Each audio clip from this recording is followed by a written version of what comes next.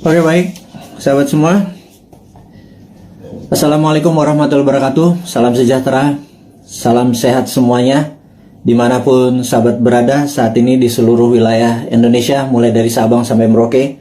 Kita tahu Jawa Bali saat ini masih PPKM level 4. Yang tertinggi itu berapa ya? Saya nggak tahu ya. Saya ini diajari begini-begini. Saya agak sedikit gaptek atau kadang-kadang misinformation. Level 4 itu tertinggi atau terendah?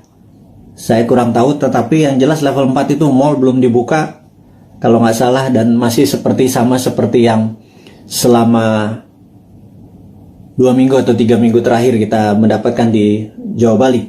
Jadi sahabat semua, kita tahu PPKM level 4 ini akan sampai tanggal 2 Agustus, dan hari ini informasinya yang terpapar sampai 45.000, naik lagi kemarin 28 ribuan, sekarang balik lagi ke 45 ribuan yang terpapar, dan ini sungguh sangat berat. Kalau hal ini terjadi, ini feeling saya aja ya, feeling saya sekali lagi, ini bukan sesuatu analisa atau dari data. Feeling saya kalau sampai tanggal 2 Agustus tidak juga turun, masih 30.000 sampai 40.000 yang terpapar, maka tujuannya sahabat semua ya, kita belum berbicara yang lain dulu, kita biar memahami kondisi saat ini. Jadi niat pemerintah mengadakan PPKM yang saya sampai sekarang lupa artinya apa gitu, mohon maaf, ngapunten pisan, ngapunten. Jadi yang jelas adalah kita waktu awal-awal Juli itu kita terpapar 30.000, 40.000, 50.000. Kemudian pemerintah berharap kalau itu turun sampai di bawah 10.000 yang terpapar per hari, maka itu adalah masa PPKM dilepas dan kita kembali berkehidupan sosial seperti biasa, normal gitu ya. Dan ternyata setelah kemarin PPKM itu gagal membawa ke angka 10.000, kemudian diperpanjang lagi, dan sekarang diperpanjang lagi setelah sampai tanggal 25, 26 diperpanjang lagi, sekarang diperpanjang lagi sampai 2 Agustus. Nah, yang diharapkan adalah dengan PPKM itu adalah pergerakan manusia, human movement adalah di bawah 50%. Tapi kalau bisa 70%. Tapi apa daya, faktanya hanya 15%, alias yang 80-an persen masih bergerak seperti biasa. Karena itu tidak ada perubahan yang signifikan, walaupun cukup ketat di sana sini membatasi, tetapi agaknya perut lapar dan kebingungan akan rekening di bank dan kantong menipis itu membuat logika beberapa sahabat kita yang 80% ini nggak bisa diam gitu ya, sangat bisa dimengerti. Dan pemerintah berat sekali kalau masih 15% yang berada di rumah, kemudian dicoba perpanjang lagi, dan faktanya hanya 20%-an yang berada di rumah, alias yang 80%-an masih keluyuran keluar, walaupun makanan, bisnis sudah tidak banyak dibuka lagi. Dan masukan dari beberapa teman yang dulu pada saat di rumah dia pakai Gojek, pakai GoFood, pakai pesan-pesanan online, food online, ternyata rekening bulanannya meledak. Tidak bisa juga dia belanja tiap hari pakai food online, dan ini membuat mereka mengurangi belanja online. Dan yang terjadi adalah banyak pengusaha yang pivot dari manual pindah ke digital, juga tidak dapat penjualan yang baik. Akhirnya banyak orang sekarang masak makanan di rumah. Jadi pebisnis yang tadinya pivot sebentar ternyata tidak survive juga. Itu adalah fakta-fakta yang terjadi. Jadi saya rangkum bahwa yang diharapkan adalah 50% orang berada di rumah, faktanya hanya 15%. Sampai 2 kali perpanjangan PPKM, tidak turun juga sampai di bawah 10.000, masih 40.000 yang terpapar per hari, 45.000 hari ini. Dan kalau begini terus sampai tanggal 2 Agustus, maka kemungkinan besar PPKM ini akan diperpanjang, baik itu di level 4 atau level 3. Cabenya mungkin pedesannya agak berkurang, tetapi kita harus melihat fakta. Sebentar lagi 17 Agustus gitu ya. Di sini masyarakat bergerak lagi. Jadi kalau itu bergerak lagi, masyarakat bergerak lagi, itu tidak pernah turun-turun di bawah 10.000, dan berita buruknya PPKM akan berkepanjangan. Jadi saya pikir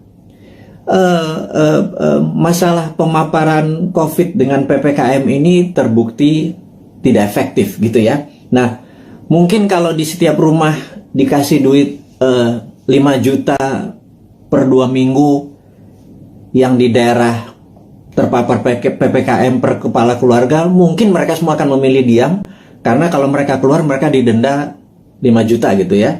Kalau di dalam rumah dikasih 5 juta. Jadi kalau keluar rumah di charge 5 juta. Mungkin orang Indonesia tuh memang mungkin jangan-jangan nggak bisa dipanis atau nggak bisa dihukum. Yang orang Indonesia tuh cocoknya adalah diberi hadiah atau diberi insentif. Jadi ya kepada kepala negara, pejabat saat ini, ya mbok pakai alternatif kedua, jangan dilarang. Kasih aja sudah duit, kasih vitamin gitu ya. Udah lepas aja, jangan-jangan ini pakai herd immunity, mungkin ya, karuan aja. Jadi ya vaksin diteruskan, vitamin dikasih setiap rumah, duit dikasih 5 juta sebulan gitu ya. Mungkin mereka akan manut sama pemerintah dan gagasan-gagasan ini tadi. Oke. Kemudian saya juga ingin mengabarkan bahwa kita mempromosikan yang namanya kibarkan bendera putih jika Anda atau sahabat semua punya masalah keuangan, masalah kesehatan, dan tugas sahabat semua adalah menurunkan bendera putih itu dengan menolong mereka. Jadi bendera putih itu adalah tanda, bukan menyerah, bukan kalah. Itu adalah tanda Anda butuh pertolongan, gitu ya. Kita bingung kalau bendera kuning nanti di sebagian wilayah dibilang kematian, tapi di daerah Makassar putih malah dibilang kematian. Tapi ini bukan itu masalahnya. Kita hanya ingin memberi signal dari sesama untuk sesama bahwa kalau ada bendera putih naik, tanya dia, tolong dia, gitu ya. Tetapi saat ini pemerintah dan partai yang mendukung pemerintah agak sensi gitu ya. Dianggap gerakan bendera putih ini adalah gerakan politik yang menganggap kalau itu banyak bendera putihnya dianggap pemerintah ini tidak perform, dan bendera putih ini gerakannya dicoba diganti dengan memasang bendera merah putih, yaitu pejuang melawan COVID. Ini yang saya sedikit heran, kok sensitif banget sih ya pada saat orang atas nama kemanusiaan bergerak dicap mau berpolitik gitu ya. Enggak lah. Kali ini nih politik nomor 5 kali. Nomor 1 adalah humanitarian atau keselamatan sesama anak bangsa. Kalau pemerintah nggak bisa bantu, kita coba bantu dengan berkontribusi menurunkan bendera putih. Jadi bendera putih sekali lagi bukan gerakan politik.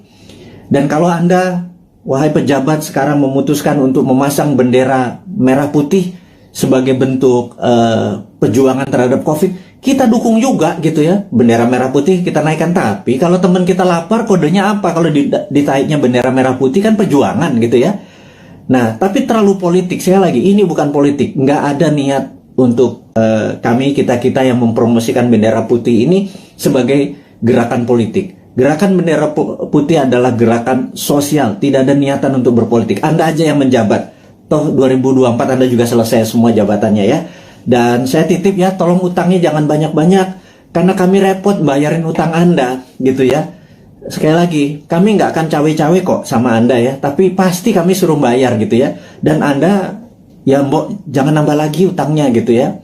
Berat loh, hampir 6.500 triliun utangnya saat ini. Dan pilihannya Ibu itu juga masih ngutang lagi, nambah 500 triliun lagi. Itu kalau hampir berapa ya, kalau nanti di akhir masa jabatan hampir 10.000 triliun. Itu kalau bunganya 5% setahun itu 500 miliar, hanya 500 triliun hanya untuk bayar bunganya.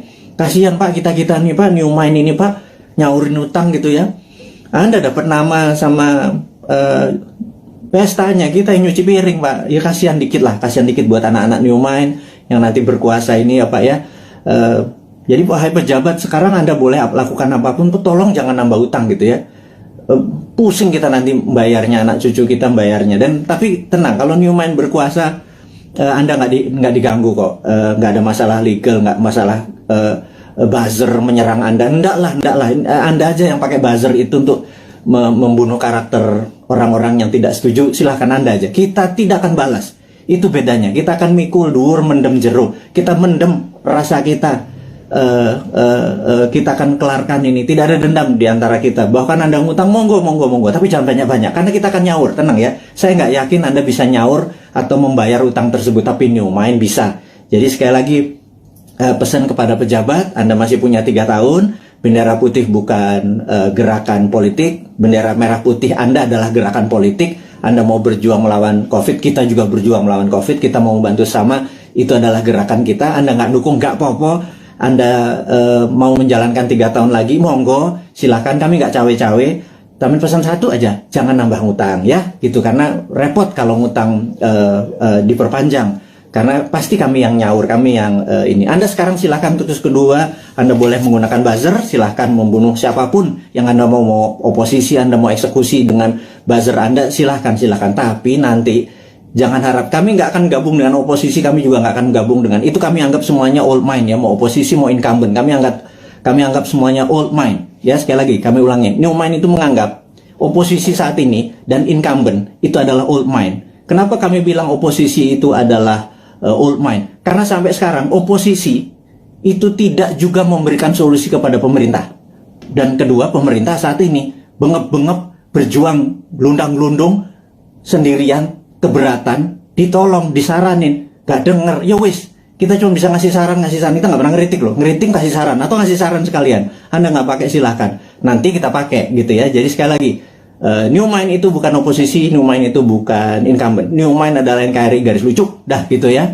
Jadi pesan kami sekali lagi kepada pejabat, jangan pernah ngutang gedean karena kasihan New Mind. Tapi kalau Anda bisanya ngutang, ya monggo, yang penting hidup ini NKRI masih tetap nyambung. Tapi kita akan semangat terus melunasi utang Anda. Satu, yang kedua adalah kita tidak akan cawe-cawe. Kita nanti tidak akan punya buzzer, gitu ya. Kita akan menggunakan semuanya baik, semuanya terbuka, semuanya pakai tepos seliro. Kalaupun saya nggak ngerti ya, saya mungkin nanti atau teman-teman akan sowan kepada senior-senior itu, gitu ya. Gimana ngurusnya waktu itu? Tapi yang New Mind tetap kita akan humble, rendah hati, dan tidak punya dendam ya. Itu kita berita yang di awal dialog malam ini, di malam Selasa di tanggal 27 Juli, di mana saat ini Santara alhamdulillah baru berusia 3 tahun, dan kami menyatakan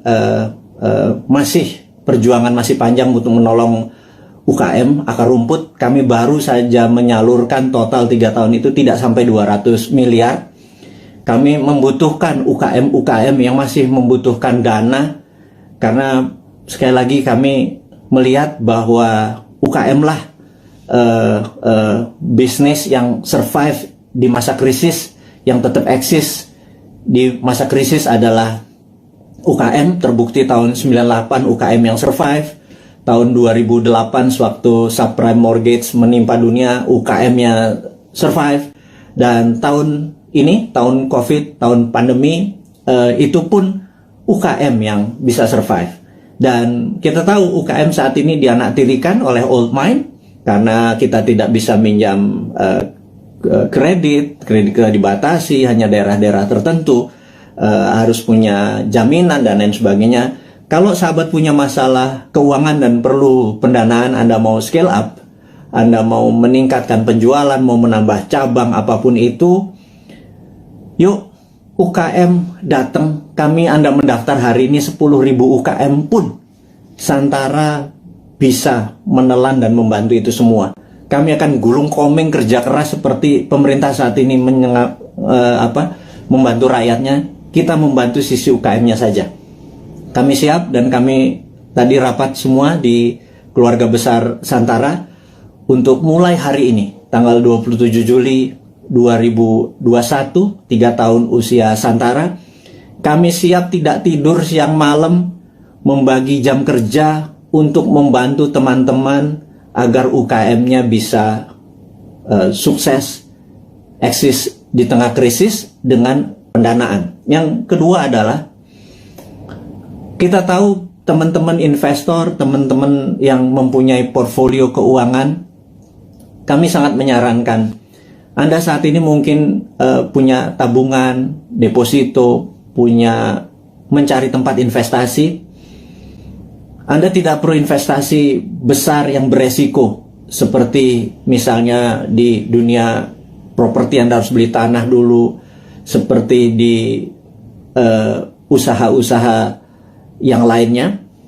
Sementara uang atau modal Anda terbatas, katakanlah kecil, di bawah 10 juta, di bawah 20 juta gitu ya, dimana investasi yang lain besar-besar. Urun dana adalah kita bersama-sama bergandengan tangan membantu UKM. Jadi underlying uang kita adalah UKM, dunia nyata, dunia real. Jadi kalau Anda punya 10 juta, 2 juta, 1 juta, berapapun itu, kalau di deposito nggak ada artinya, ditaruh di ATM atau habis gitu ya, ditaruh di bini apalagi gitu. Nah, cobalah portfolio Anda, keuangan Anda mulai dibagi-bagi. Jadi misalnya letakkan sedikit di UKM Santara. Anda bisa pilih, sebentar lagi listing-listing di Santara itu akan bertaburan. Pilih, Anda pilih sendiri. Di dalam investasi, Santara hanya penghulu. Santara tidak membuat menyarankan ini yang baik, ini yang buruk. Anda sebagai investor lah yang berhak memilih pasangan Anda. Kalau Anda adalah cowok investor, maka UKM adalah ceweknya gitu ya. Cari yang cantik, yang pinter, yang terus belajar gitu ya, untuk jadi pasangan investasi Anda. Jadi saya sangat sarankan kalau Anda berminat menjadi investor di Santara, hubungi nanti di IG-nya Santara, ada nomor investor. Kalau Anda mau invest, Anda nggak usah pikir, wah saya nggak punya duit 100 juta, kita nggak butuh.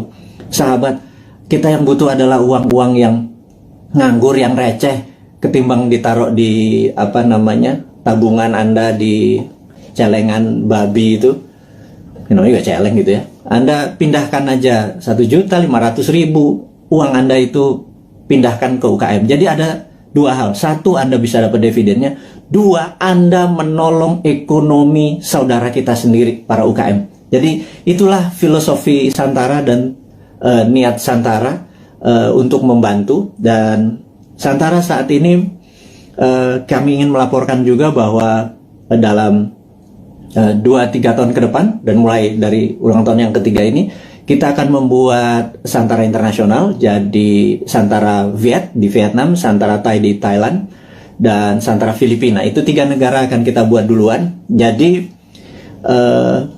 kita ingin Santara ini go internasional. Itu kita udah siapkan, kita udah ada mitranya.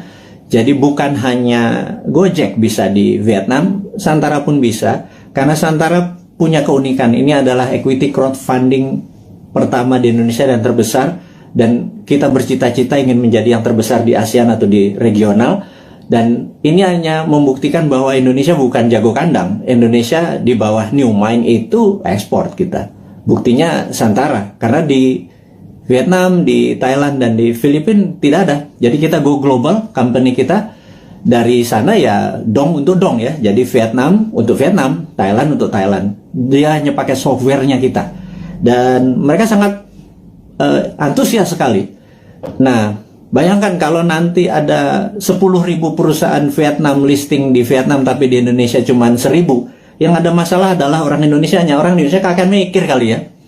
Banyakan mikir, banyakan analisa, kepinteran kali ya, jangan-jangan. Karena itulah saya pikir ke depan, mbok kurangi mikir gitu ya. Berprasangka baik, banyak baca, terus banyak berdiskusi yang sehat. Jangan ngikuti buzzer nggak buat kita pinter gitu ya. Buzzer membuat kita hanya jadi kuda-kuda terus, curiga terus gitu. Jadi sahabat semua, kita lanjut lagi. Santara Go Internasional ini dikawal oleh seorang profesional yang khusus untuk melaksanakan di bidang internasional ini. Dan kami serius sekali untuk membuat Santara menjadi perusahaan regional gitu ya. Kemudian ada lagi yang menarik, Santara adalah satu-satunya yang maaf agak meler ini. Jadi Santara satu-satunya saat ini yang siap dengan secondary. Secondary itu begini. Kalau Anda invest, Anda ingin exit, itu exitnya bisa di secondary. Jadi investasi itu ada dua. Satu dari dividen, di mana Anda dapat benefitnya, dividen. Dua adalah kenaikan dari nilai saham tersebut. Dan kenaikan nilai saham tersebut bisa Anda lepas di mana? Di secondary market. Jadi kalau Anda misalnya saat ini di IDX atau di Bursa Efek Indonesia, Anda membeli saham katakanlah BCA gitu ya, harganya lupa saya sekarang berapa, 30.000 atau 29.000 kali. Begitu Anda membeli, suatu hari harganya menjadi 30.000 atau 31.000, ada untung 1.000-2.000 perak. Anda selain dapat dividen dari BCA, Anda juga bisa exit, dapat 1.000 atau 2.000 rupiah per lembar saham yang Anda beli. Jadi Anda dapat capital gain-nya gitu ya. Nah, capital gain itu eksekusinya ada di secondary market. Jadi kalau Anda sekarang pemain kripto, Anda doge, Anda beli Bitcoin di harga dari langit misalnya 100 juta, sekarang harganya 101 juta, Anda jualan untung 1 juta. Itu namanya secondary market. Anda melepas secondary market. Nah, sebentar lagi Santara akan meluncurkan secondary market. Izin kita dari OJK sudah lengkap. Jadi bisa dibayangkan saat ini ada 1 juta sahabat kita yang bermain di kripto gitu ya. Uangnya tentunya saham-saham internasional. Koin-koin yang Anda main adalah koin internasional. Jadi uang Anda sebenarnya menguntungkan negara lain. Terus kemudian di Bursa Efek Indonesia juga ada sekitar 1,2 juta investor yang setiap hari ada di floor saham untuk jual beli sahamnya. Dan kita berharap sewaktu Santara secondary-nya dibuka, itu adalah teman-teman yang portfolio keuangannya tadi bermain mengharapkan capital gain, Anda bisa menolong UKM karena yang Anda beli adalah saham UKM. Benar-benar ada sektor realnya, yaitu membantu sahabat UKM di Indonesia. Dan apa yang terjadi kalau di Vietnam, Thailand, dan Filipina kita bisa bersama-sama, ini terlalu mulus kalau kita bilang sekarang ya. Anggap 3-4 tahun lagi lah sampai 2026, 2027. Itu kita akan menjadi the biggest bursa UKM di dunia.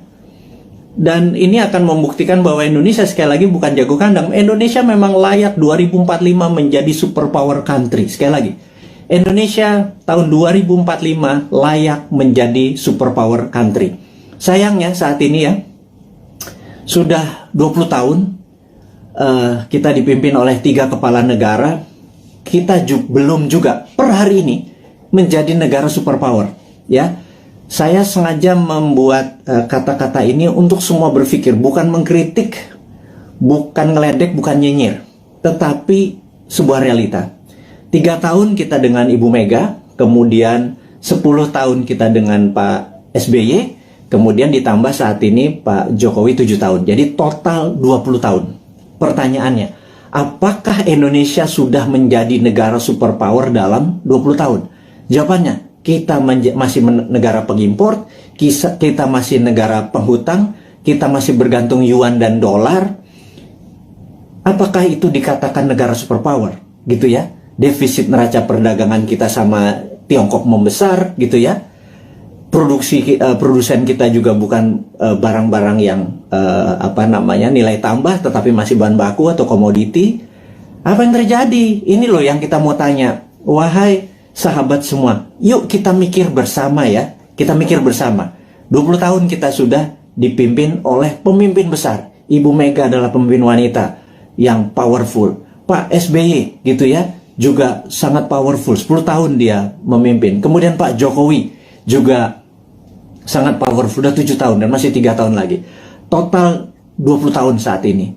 Pertanyaannya kita, apakah sudah jadi negara superpower? GDP per kapita waktu Bu Mega itu adalah 1.700. Kemudian sama Pak SBY dibikin sekitar 3.700. Kemudian saat ini Pak Jokowi naik 15% lah. 7 tahun naik 15%. Jadi sekitar 4.000-an gitu ya. Kalau Pak SBY naiknya 220%. Kemudian Bu Mega naik sekitar 15% 3 tahun. Jadi saat ini kita ulangi lagi. Apakah Indonesia menjadi negara superpower selama 20 tahun 3 presiden ini berkuasa? Nah, kemudian di 2024 para calon-calon yang ada itu genre politiknya adalah mirip dengan ketiganya. Misalnya kita sebut aja Pak Prabowo ya, dia adalah ke Ibu Mega gitu ya. Kemudian ada AHY mungkin ya, itu dia ke arah Pak SBY. Kemudian ya ada nama-nama seperti Pak Ganjar, Erick Thohir dan lain sebagainya, seperti istana sekarang atau Pak Jokowi genrenya. Apakah dengan mereka menjadi presiden 2024 sekarang yang ada di etalase politik sekarang ini, apakah selama 20 tahun ke depan akan membuat Indonesia menjadi negara superpower? Tanya deh, gitu ya. Anda kan ngefans tuh ya sama Pak Ridwan Kamil, ngefans sama Pak Ganjar. Nggak salah ngefans sama mereka. Saya juga ngefans loh, teman saya semua gitu ya.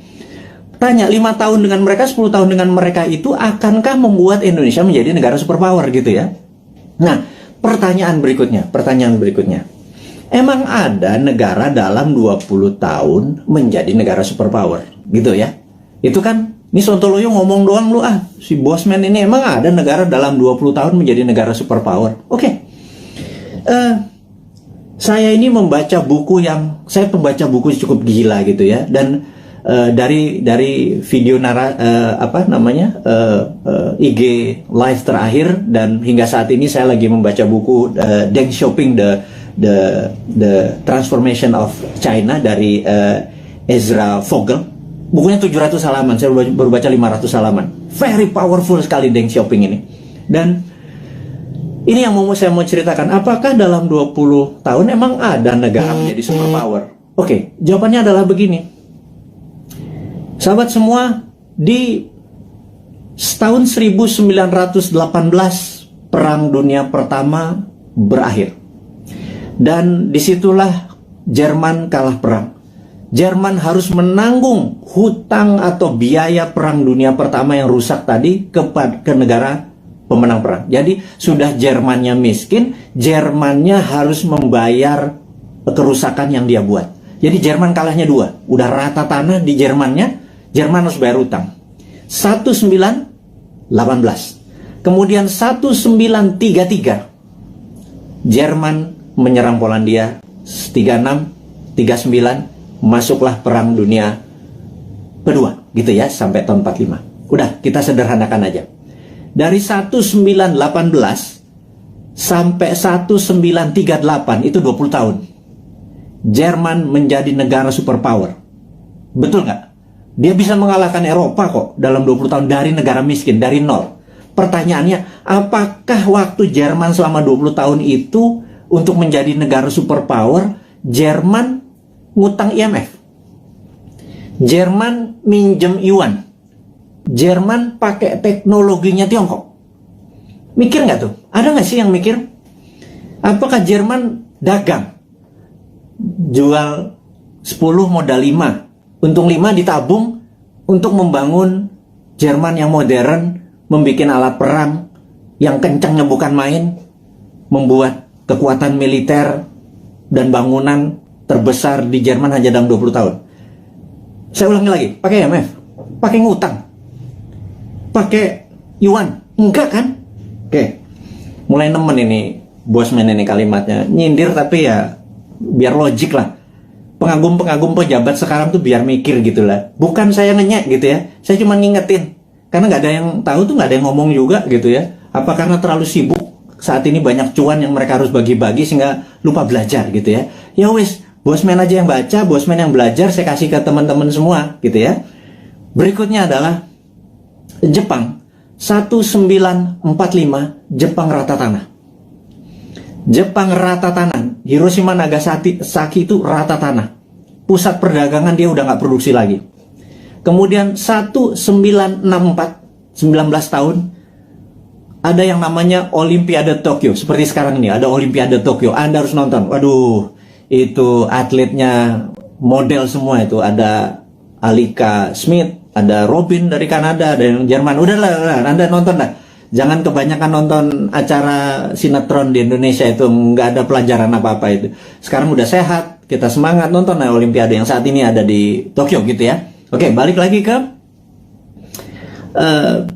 selama 19 tahun, kemudian Jepang membangun di tahun 1964 Jepang mengadakan Olimpiade Tokyo, dan itu adalah Olimpiade modern pertama di dunia.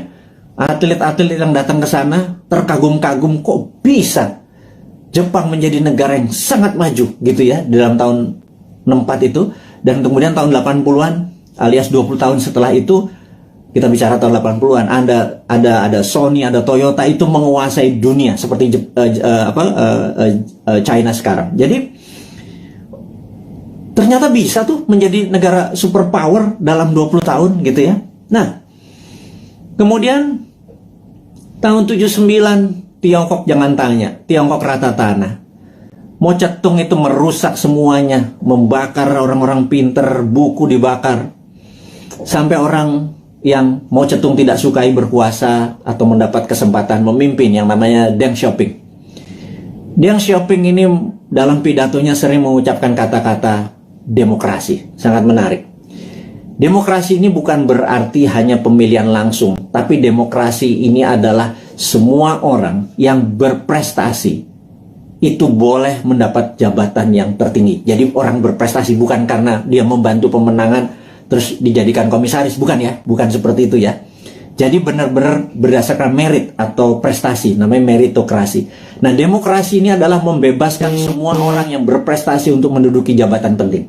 Nah, Deng Xiaoping memepet Ronald Reagan di tahun 80-an, dan Amerika banyak membantu Deng Xiaoping yang mengatakan dia akan mengikuti apa yang negara demokrasi mau.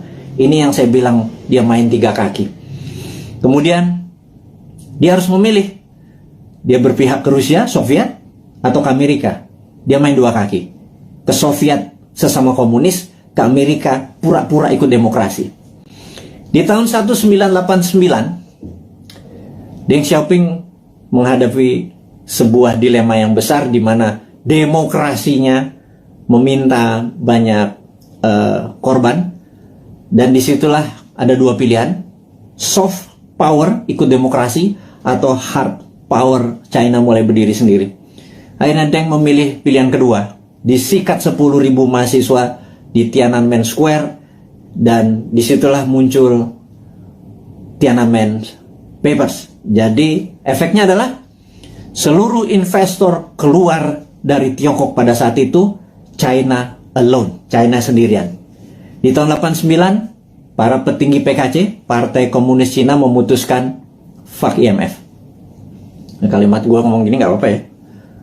Kemudian dia mengatakan waktu ada Tiananmen, Gorbachev itu ada di Tiongkok. Deng Xiaoping di bukunya bilang, Gorbachev goblok katanya gitu. Nah, akhirnya benar, perestroika dan glasnost-nya Gorbachev merubuhkan Uni Soviet gitu ya. Sementara Deng Xiaoping dengan protokol Tiananmen-nya membuat China 89 ya, sendirian, semua ditinggalin sama perusahaan-perusahaan asing. Dia mulai memprinting renminbi dengan yuan dan lain sebagainya, itu udah saya lama ceritakan.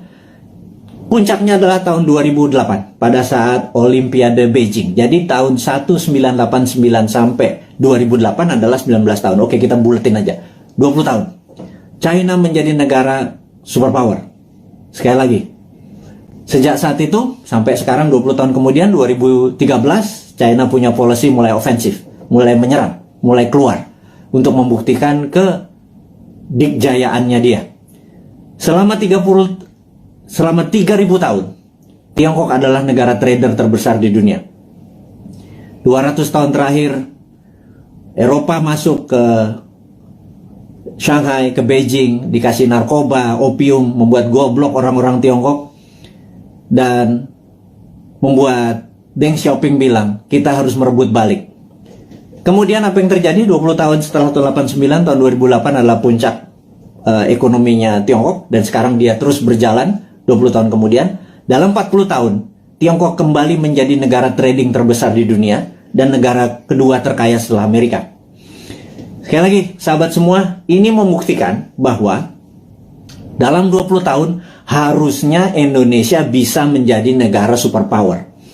Setidaknya road to become superpower country. Nah, 3 tahun Bu Mega, 10 tahun Pak SBY, dan 7 tahun Pak Jokowi, dia sudah do the right thing. Sekali lagi, sudah do the right thing. Ke depan, 20 tahun ke depan, sampai 2045, Indonesia untuk menjadi negara superpower, apakah genre old mind Anda masih mau pakai? Kalau Anda mau pakai ya silakan, karena ini kan demokrasi, gitu ya. Tetapi kalau Anda mau memakai new mind, ini persis seperti apa yang Tiongkok lakukan, seperti Jerman lakukan, seperti Jepang lakukan. New mind punya konsepnya. Monggo, yang menjadi presiden yang sekarang ada di etalase, monggo. Tetapi kalau mau pakai konsepnya new mind, kita sudah lengkap. Inilah sahabat semua, sahabat-sahabat Bosman, kaum Sontoloyo dari Republik Sontoloyo ini. Saya minta Anda semua sekarang mempromosikan ini semua. Bukan karena Bosman mau jadi presiden. Enggak, lupakan. Enggak penting. Yang penting kita cuma sejahtera. Untuk sejahtera itu harus punya konsep menjadi negara besar di tahun 2045. Gitu ya. Nah, untuk itu sekali lagi sangat rinci. Gimana caranya? Yaitu contohnya adalah kita tahu UKM saat ini 97% angkatan kerja itu adanya di UKM. Saya ulangi lagi. 97% angkatan kerja itu ada di UKM. Gara-gara pandemi, 9,7 juta sahabat kita menganggur. Karena Pak, UKM yang terpukul. Berikutnya, UKM saat ini belum menjadikan karpet merah difasilitas oleh pejabat negara. Karena kita belum bisa berdaulat UKM itu. Padahal ada lebih 50 juta UMKM ya, dari mikro, kecil, menengah, yang menghidupi 97% angkatan kerja. Jadi, kalau angkatan kerja ini mau mendapatkan lapangan kerja, bukan perusahaan besar yang dikasih pendanaannya, tetapi perusahaan UKM, gitu ya. Nah, Santara saat ini hadir untuk membuktikan bahwa konsep new mind itu berjalan. Dari kita untuk kita, dari sesama untuk sesama. Ingat, bendera putih adalah dari sesama untuk sesama. Kita nggak perlu IMF, kita nggak perlu Yuan, kita nggak perlu Jepang, kita nggak perlu Amerika, kita nggak perlu Tiongkok. Setuju ya? Dari kita untuk kita, itu bendera putih. UKM juga harusnya dari kita untuk kita. Jadi investor receh masuk 2 juta, 200 ribu, 500 ribu. Tolong angkat itu UKM. Ada jutaan UKM yang mau kita angkat. Ada jutaan sahabat kita juga punya duit nganggur gitu ya. Gabungkan semua. Santara hanya platform. Santara bukan membuat UKM besar. Yang buat UKM besar ya para UKM-nya. Yang buat kaya adalah investor itu pilih UKM yang benar. UKM itu marginnya itu jauh lebih besar dari perusahaan-perusahaan besar. UKM itu untungnya bisa 30%, 40% gitu ya.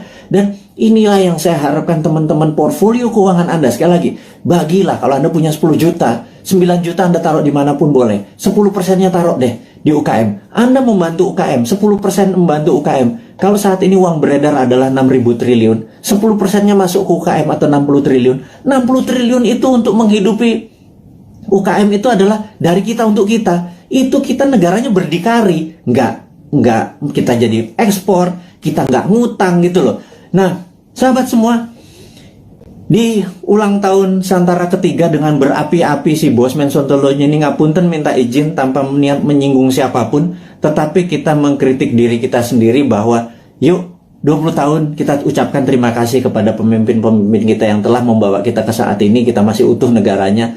Dan ke depan kita harus mempunyai konsep baru. Konsep baru ini adalah yang kita akan lakukan adalah membangun akar rumput, gitu ya. Membangun akar rumput ini adalah bisnis akar rumput kita bantu, adalah investor akar rumput kita bantu. Jadi itu adalah informasi. Dan ini terakhir berita internasional. Jadi ada 3 step tadi ya, lokal tentang pandemi, bahwa kita belum melihat pandemi ini akan berakhir sampai habis 17 Agustus sampai Agustus. Belum melihat. Kalau ditambah tadi masih itu, jadi kita harus melakukan strategi-strategi.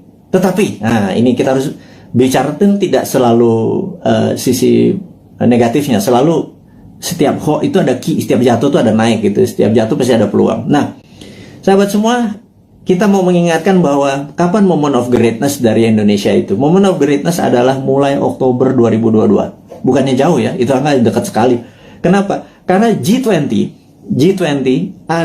akan diselenggarakan bulan Oktober di 2022. G20 ini adalah government 20 negara akan hadir, di mana saat itu ini adalah moment of greatness dari bangsa Indonesia untuk membuktikan bahwa kita negara yang layak untuk dijadikan tuan rumah. Dan pada saat itu kita harus menyiapkan, sahabat semua, menyiapkan sesuatu untuk momen sebesar ini itu tidak semalam atau 2 malam. Itu menyiapkannya dari sekarang ini. Jadi peluangnya besar sekali. Dan kita mau minta deal dengan dengan Pak BUMN, Pak Erik, dengan Pak Sandiaga Uno untuk acara G20 itu 80%-nya adalah UKM yang memberikan kontribusi bantuannya gitu ya. Nanti kita akan deal bersama-sama nih. Kemudian ada berita internasional sekarang. Kita mau duluan. Nomor 1 adalah kita menginformasikan bahwa kemungkinan besar Biden akan resign. Nah ini Bosman nih kalau ngasih informasi ini rada-rada langitan sedikit. Bukan apa-apa. Karena berbisnis, bernegara, itu kita bukan hanya menyadari kekuatan politik lokal atau minat dari lokal, bahwa kekuatan asing itu patut dipertimbangkan, gitu ya. Dan kita tahu cara berpolitik 7 tahun terakhir ini kental politik lokal, gitu ya. Tidak peduli sama politik luar negeri. Bahwa misalnya kita sangat miring ke Tiongkok gitu ya, seakan-akan di dunia ini negara cuma Indonesia dan Tiongkok gitu. 190 negara lain itu nggak kenal tuh. Emang ada negara Nauru ya, emang ada Solomon Island ya, emang ada negara Sri Lanka ya, gitu ya. Ini saya suka heran gitu ya, kok negara Tiongkok apa-apa Tiongkok gitu ya. Nah, kita cuma mengingatkan itu kan old mind, cuma satu negara yang ada di kepala mereka. Kalau new mind negara itu 190 negara gitu ya. Nah, kita harus melihat bahwa kemungkinan besar Biden akan resign. Hanya sekedar mengingat bahwa kita tahu Trump waktu kalah itu ada yang mengatakan 4 negara bagiannya direkayasa. Dan pada saat malam sebelum pelantikan Biden melakukan lobby, dan ini saya ceritakan kepada sahabat semua, ke Pentagon. Dan Pentagon agaknya mempunyai limit terhadap Biden karena dia dianggap lemah. Dan Amerika tidak bisa menang perang lawan Tiongkok kecuali Biden dilengsarkan dengan alasan kesehatan. Ya, ini sekali lagi. Kemudian naiklah Kamala Harris, dan ini kuncinya. Siapa yang jadi wakil presidennya Kamala Harris? That's the key. Saya nggak bisa kasih tahu sekarang karena saya emang nggak tahu. Tetapi ini harus menjadi perhatian sahabat semua, jadi bahan renungan bahwa oh iya, bernegara itu ada negara besar gitu ya. Karena dolar saat ini menguasai 65% transaksi dunia, dan itu namanya Amerika. Yuan saat ini cuma 1%-an yang namanya Tiongkok gitu ya. Terus kenapa transaksinya pakai yuan? Kita juga nggak ngerti kadang-kadang. Terlalu pintar mungkin ya, karena banyak prestasi. Jadi kita yang nggak nyampe ilmunya. Oke, kemudian kita mau mengingatkan adalah begitu Biden nanti resign atas nama kesehatan, maka di sini Tiongkok yang mulai ketar-ketir. Jadi Tiongkok memang waktu kemarin PKC, Partai Komunis Cina, merayakan ulang tahun ke-100, Xi Jinping dengan retorik, dengan pidato yang orasi luar biasa, mengatakan bahwa akan memenggal kepala negara yang membuli Tiongkok. Dan ini kata-katanya sangat ofensif gitu ya. Jangan-jangan kalau gue yang jadi presiden dipenggal duluan sama dia, karena kan gue ngebully terus dia kan, gitu ya. Ngebully sebenarnya bukan anti Tiongkok. Kita akan terus bermitra dengan siapapun. Kita akan tiru bagaimana Tiongkok jadi besar, tetapi kita bukan negara yang dirugikan. Buktinya saat ini trading kita dengan Tiongkok adalah Tiongkok yang surplus, kita yang defisit. Jadi kita kalau menjadi presiden nanti, kaum Newman bilang kita harus impas dong. Jangan lo yang positif, kita juga harus positif atau impas. Jangan kita yang defisit gitu ya. Tapi itu perlu strong lobbyist gitu ya, bukan yang mimpin lobbynya adalah diplomatik NKRI garis lurus, bukan trader gitu. Kalau trader ya negara untung rugi nggak peduli, yang penting kantong gue tebel gitu kan. Nah itu ya itulah siapa yang masih memuja-muja orang-orang itu, Anda harus ingatkan suatu hari Anda tidak menjabat gitu ya. Nah tapi ingat, kita bukan tipe balas dendam, gitu aja bedanya New Mind. Kemudian kalau kedua, Xi Jinping mengatakan bahwa dia akan melakukan aneksasi Taiwan, Hong Kong, dan Macau. Kemudian dia juga menyiapkan 100 silo dengan hulu ledak nuklir. Silo adalah tempat peluncuran roket berkepala nuklir. Ini menunjukkan Cina benar-benar ready untuk war. Nah pertanyaannya, apakah akan terjadi war physical? Di sini kita mau mengingatkan bahwa sewaktu kita melihat dari sisi Amerika, apakah Amerika akan melakukan naval war? Karena perang China sama Amerika battlefieldnya atau tempat perangnya adalah Laut Cina Selatan. Karena perangnya laut, maka perangnya naval. Naval itu adalah perang kapal. Jadi kapal Amerika mungkin mepet sampai China, Tiongkok sisi barat, sisi timur. Kemudian sebelum mepet tersebut, roket-roketnya Tiongkok langsung mukulin kapal di navinya kapalnya Amerika. Tapi kayaknya nggak mungkin, karena itu tidak berefek kepada mainlandnya Amerika. Dan perang di laut itu mahal, gitu ya. Perang di laut itu mahal. Jadi sahabat semua, apa yang dilakukan kalau perang ini terjadi? Perangnya ada dua, yang kita sebut ini perang baru. Perang baru, saya baru baca bukunya soalnya. Saya ini kaget-kaget dengan istilah baru. Saya nggak yakin para pejabat sekarang sempat baca. Jadi ya udah kita ajarin aja mereka dengan ini, namanya invisible war atau perang yang tidak terlihat. Perang tidak terlihat ini ada dua. Nomor satu, kita tahu bahwa Amerika punya angkatan ke-6 yang namanya Space Army, ya. Angkatan ke-6 Space Army Amerika ini yang perangnya nanti perang bintang atau Space War, karena dia punya orbit tertinggi. Jadi orbit posisi satelit, posisi orbit satelit Amerika itu di orbit tertinggi, karena posisi dia di atas dari 1000 satelit Cina. Kita tahu di dunia ini ada sekitar 20.000 satelit. 60% adalah milik Amerika, Cina cuma 1000. Itu ditembakin semua satelitnya dari pakai laser magnetic beam yang Amerika saat ini punya. Itu pasti China shutdown itu, gitu ya. Kemudian kita mau mengingatkan lagi, invisible war kedua adalah pandemi, gitu ya. Jadi dihajar dengan pandemi di sisi bawah, di atas, di yang tidak kelihatan juga di sisi battle space, perang udara. Nah, teman-teman, apapun yang terjadi perang antara gajah, dua gajah itu jangan pelanduk mati di tengahnya, jangan Indonesia mati di tengahnya. Karena itu kita selalu menantang old mind ini. Punya plan B nggak? Gitu ya. Sekali lagi, punya plan B nggak kalau benar-benar ini terjadi? Karena kapanpun bisa terjadi. Anggap tidak terjadi, tapi kan plan B tetap harus punya, gitu ya. Gitu. Misalnya kita tanya lagi, kalau vaksin yang 150 juta sudah divaksinin semua warga Indonesia, tetapi tetap aja COVID tetap merajalela, punya plan B nggak? Gitu ya. Nah, kalau nggak punya plan B, ini bernegara model apa sih kalian itu, gitu ya? Nggak ngerti geopolitik luar negeri, nggak ngerti pandemi, bahwa itu adalah war tool, strateginya adalah gagap, gitu ya. Kita sekali lagi, ini bukan mengkritik, ini mengingatkan bahwa kesadaran bernegara dari kaum New Mind itu tinggi. Kita ini patriotis semua nih, kaum New Mind ini. Kita nggak pernah menyalahkan tanpa solusi, gitu. Kita ngeritik barusan aja, nyinyir sedikit, tetap ngasih solusi, gitu ya. Nomor satu solusinya apa? Itu kita kasih berita internasional bahwa Biden mungkin resign, China sama Amerika mungkin eskalasi perangnya akan tinggi. Kemungkinan perangnya adalah invisible war, yang satu pakai space orbit tertinggi, dan kemudian pakai COVID atau pandemi, gitu ya. Kemudian perang ini dengan COVID ini akan panjang, gitu. Pertanyaan berikutnya adalah, setelah pandemi ini masih ada perang nggak? Karena saat ini masuk perang dunia ketiga sesungguhnya. Perang dunia ketiga itu ada common enemy, ada musuh bersama. Kalau dulu Jerman di perang dunia pertama, cuma ada Jerman dan Jepang di perang dunia kedua. Common enemy kita atau musuh bersama kita saat ini adalah pandemi. Seluruh dunia kena pandemi. Jadi kita ini harusnya udah masuk kategori war, dan invisible war tentunya. Musuh kita tak terlihat. Ini kita harus gandengan tangan sesama apa namanya, human atau homo sapien ini, sesama makhluk yang namanya manusia ini, gitu ya. Jangan lagi bilang membeda-bedakan agama, ras, suku, dan lain sebagainya negara.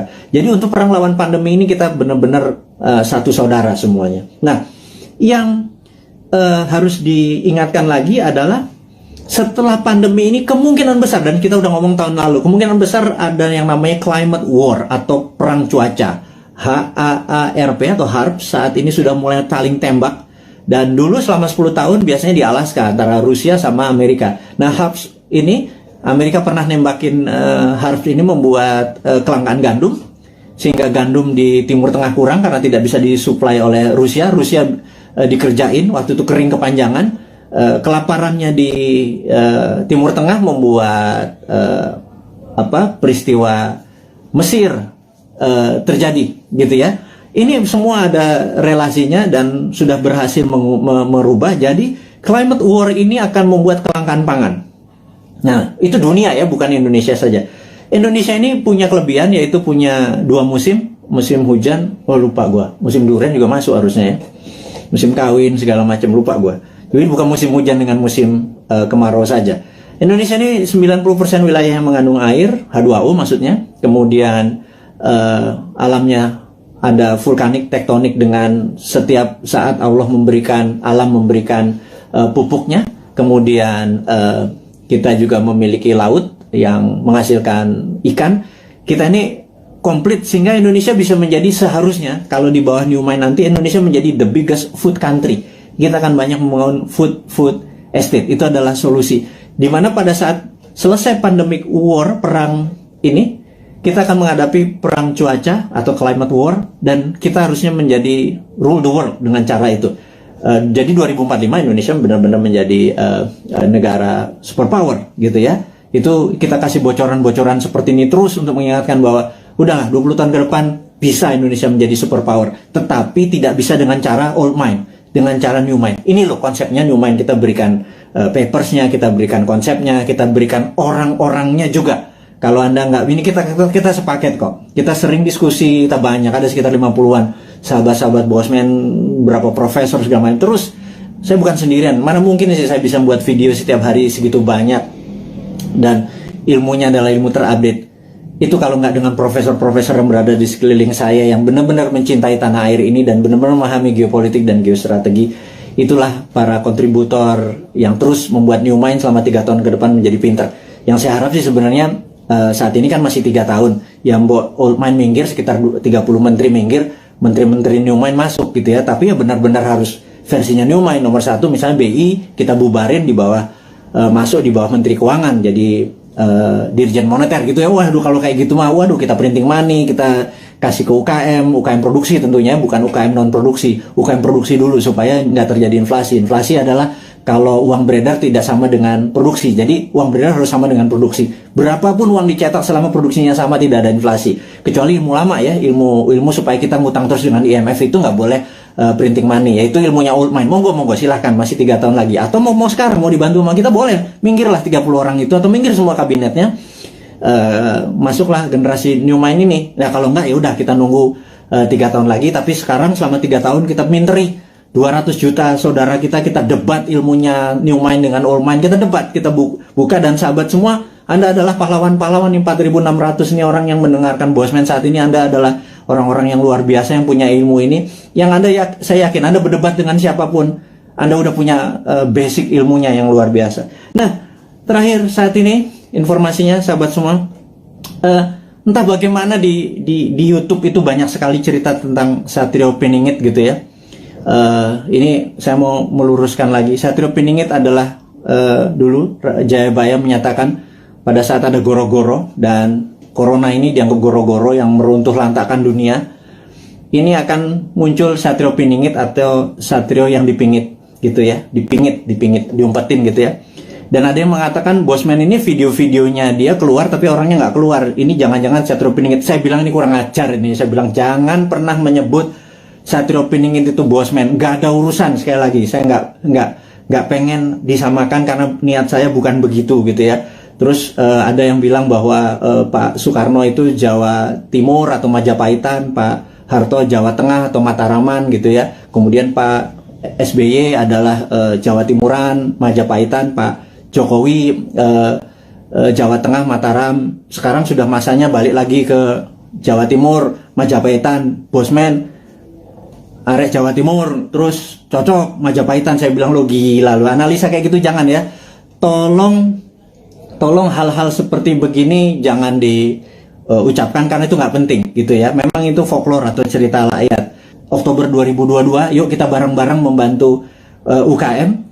Kemudian kita tahu bahwa pandemi ini masih lama karena memang didesain atau pandemik atau pandemi yang diplan, yang direncanakan, ada yang ditarget. Kita terus menjaga kesehatan, dan kepada tenaga medis, tenaga kesehatan, kami semua di belakang Anda, jangan pernah menyerah. Terima kasih Anda sudah memberikan hati Anda, tenaga Anda. Saya dan kami cuma bisa mendoakan bahwa terbaik buat Anda, keselamatan buat keluarga Anda, terus menjaga kesehatan. Dan kepada sahabat semua di Indonesia dan dimanapun Anda berada, kaum NKRI garis lucu ini, teruslah mendoakan kita supaya menjadi yang terbaik, saling membantu sesama. Hairul kalam, saya ucapkan terima kasih. Wassalamualaikum warahmatullahi wabarakatuh.